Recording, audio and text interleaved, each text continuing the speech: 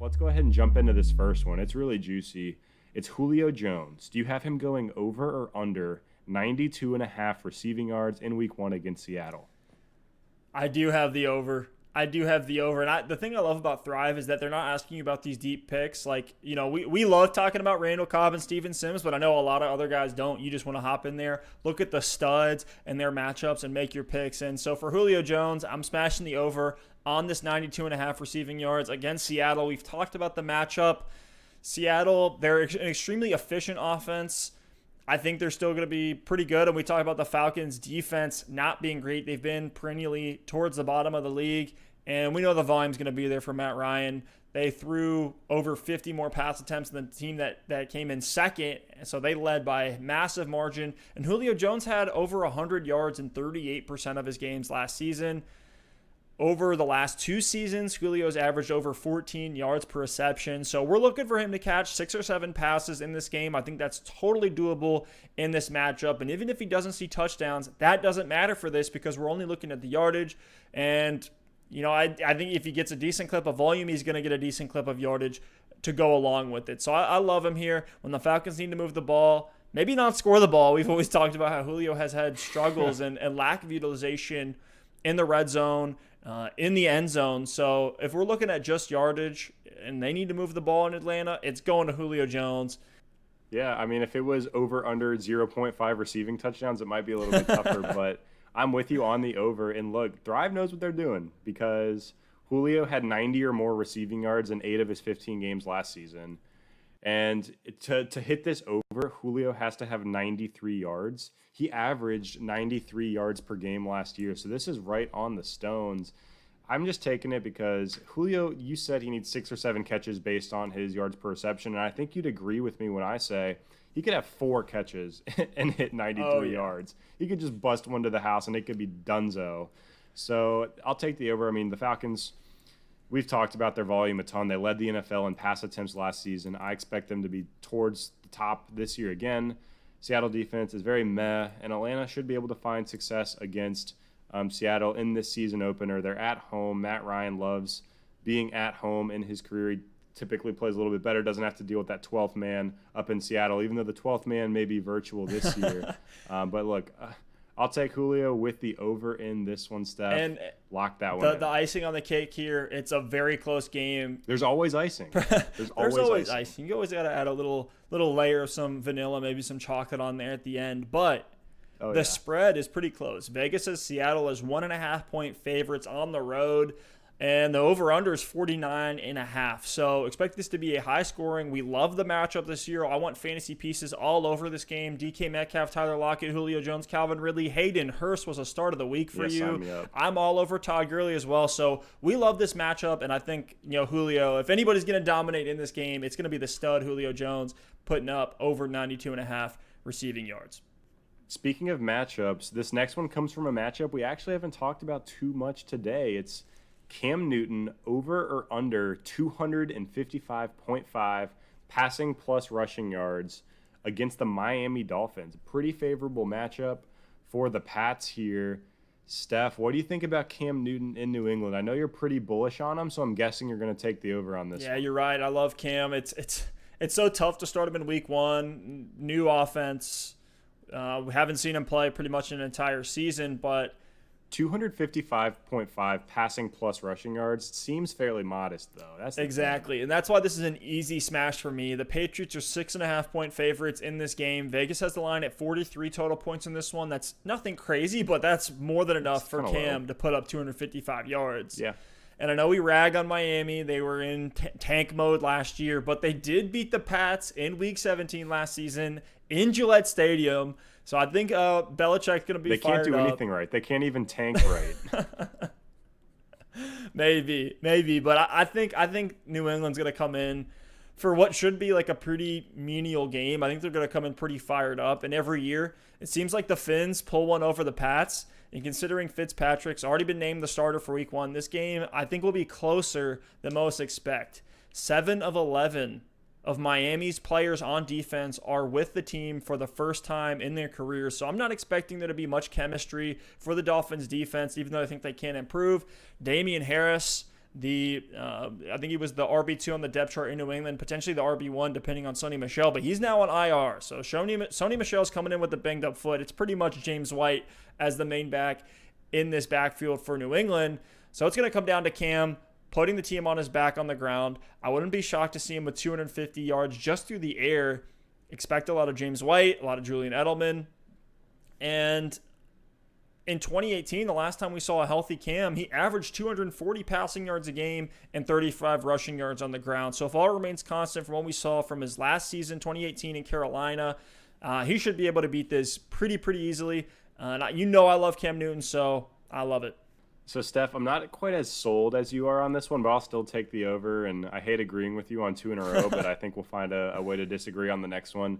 And you said it. I mean, 240 pass yards, 35 rush yards per game last time we saw him fully healthy. If you extrapolate that over his whole career, he's averaging about 230 passing yards a game. So with New England, in a good matchup, he should be able to get there, especially when you factor in what he can do with his legs, with the trouble with the running backs on New England and their health.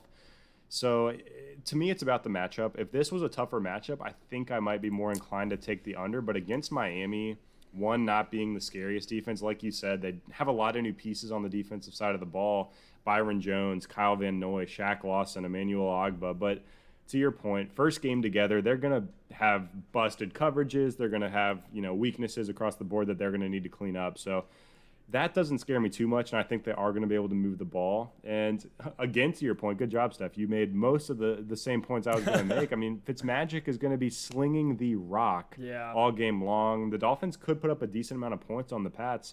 And this season, I mean, especially here in Game 1, this Patriots defense might not be as dominant as we remember them being last season. In free agency, they lost Kyle Van Noy, Jamie Collins, Danny Shelton. And then they had Dante Hightower and Patrick Chung opt out. So they're missing a ton of pieces. I know Stephon Gilmore is still there amongst others. But this defense is depleted from what we saw last season. I think they're still going to be good, but they might not be that elite shutdown defense that we remember. So the Dolphins should be able to move the ball. That's going to mean Cam needs to prove himself, throw the ball a little bit more. He's out with something to prove. No one really wanted him, got the chance in New England. I think Cam wants to come out and show everyone, like, hey, why do you guys think I'm such a scrub? I can still get it done in this league. I wouldn't be surprised to see him put up 50 yards on the ground with his legs, which leaves him needing, just over 200 passing yards in this one. So, Again, I know we've talked DFS a lot with a lot of the takes on today's show, but if you need a DFS quarterback in week 1, I think you could throw Cam Newton in there because he might have a massive rushing floor in this game. I was talking to some buddies that are Patriots fans. Boo. They're not able to accept the fact that New England might just suck this year. And I think we all look at the coaching staff. It's like, yeah, the coaching staff is one thing, but it also comes down to the personnel. This is the first time we've seen Belichick without Brady in a very long time, 2 decades. That we've seen that. There's a world, especially like you talked about the players that they've lost on defense, if all remained constant, and let's just say, breaking news, all these guys are out of the game, you're going to say, okay, well, the Patriots defense is going to struggle. Well, they have that for an entire season now. So I think there's a world where the Patriots aren't great this year. The Bills are going to be interesting one to win the AFC East. But let's talk about one more here. Last prop bet of the day, Aaron Rodgers. The over-under is set at 263.5 passing yards. The matchup is against Minnesota. Where are you going with this one? I'm going to be quick here, but give me the over, Steph. Give me that discount double check. 264-plus passing yards at Minnesota. I just think Rodgers is going to come out. This is a little bit narrative-based, but I think Rodgers is coming out with something to prove. He needs help in this offense. He needs weapons. And what do? They draft his replacement in round 1. Aaron Rodgers is pissed off. Now he comes into this game with a fully healthy Davante Adams. And I think Adams is going to absolutely feast in this matchup.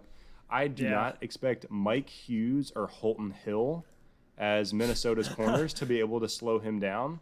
And I also think that the Packers are going to utilize Aaron Jones in the passing game. We saw him have a lot of success through there last season. The Vikings had the 13th ranked run D in 2019. So in the top half, I think, if Green Bay comes out and they're struggling on the ground, they might try to utilize the screen game a little bit. And look, people think of this Vikings team as slow pace of play, grind it out, limited pass attempts. But with Gary Kubiak calling plays this season instead of Kevin Stefanski, I do expect a little bit more volume from the Vikings offense this season as a whole. So I think this is going to be a little bit higher scoring of a game than people really give it credit for. Packers, Vikings is always a good matchup, at least over the past several seasons. Both of those teams have always been in contention for that division. I think it's going to come out competitive early on. And 264 pass yards is not anything crazy for Aaron Rodgers. Over his past 4 seasons, he actually averages 264 yards per game, so right on the stones there again. And I know last season was a little bit disappointing. He only got there 4 times, but I just expect him to come out hot with something to prove, and I think he gets there in this one. Well, I'm glad we finally had a disagreement here because I'm taking the under on this one. If the Vikings were coming in, if the Vikings were coming in with a more loaded offense, then maybe I would have Rodgers over 263 yards through the air. But he only did that, like you said, 4 times last year. 2 of those games were against Detroit. And then one was against Kansas City. The other was against Oakland. So for the most part, these are some high-scoring affairs. I'm putting my money on the under on this one. And Rodgers had 250 yards a game in 2019. His games against Minnesota last year weren't really anything that got you excited. We talk about Rodgers kind of on the decline as a fantasy option. Part of that is these games where he's not needed necessarily a ton. And whether that's game script, whether that's the scheme with Matt LaFleur wanting to run the ball more. Last year against Minnesota, Rodgers had 209 yards and 216 yards. So nowhere near that 260 mark. And Minnesota's defense should still be solid, even though they lost some pieces to their secondary. They did add Yannick Ngakoue, about a week or 2 ago, but nonetheless, Matt LaFleur has shown us he wants to run the ball as much as possible. Green Bay should be able to put up numbers on the ground, and for all intents and purposes, the Vikings have downgraded without Stephon Diggs on the outside, bringing explosiveness to the offense. So I don't think this is going to be a high-scoring shootout. I think they'll be figuring some things out on the Minnesota side of the ball between Olabisi Johnson, Irv Smith, Justin Jefferson. I just don't see this game as just being this super high-scoring affair. I think it's going to be a slow slugfest in the trenches with high rushing volume for both teams. Love Aaron Jones in week 1. Of course, love Dalvin Cook in week 1. So I'm taking the under just because I don't think Rodgers is going to necessarily need to throw the ball that much. And with that sort of volume or that efficiency that's going to get him to 263.5 passing yards. Look, I don't blame you for that one bit. This one was tough for me. And if anything else, at least we're going to have a winner or a loser next week, Steph. We were in agreement on the first 2, so it's all going to come down to Aaron Rodgers here between me and you, who's going to take home the bacon this week on Thrive Fantasy.